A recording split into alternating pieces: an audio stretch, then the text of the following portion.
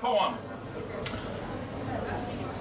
Jeg ville gerne kunne tale tysk. Ich möchte gerne Deutsch sprechen, fordi der er så mange ting, der bare lyder bedre på tysk. Så mange ord, sætninger og digte, der bare er bedre på tysk og mere dybe og dybsindige og har den der helt særlige, tunge, tyske klang.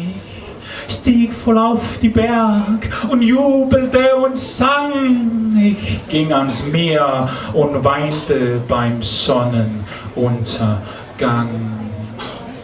Jeg havde engang en sommerkæreste, som var tysker og hed Anne-Katrin, men når det kommer til kærlighed, when it comes to love, German is not a very good language.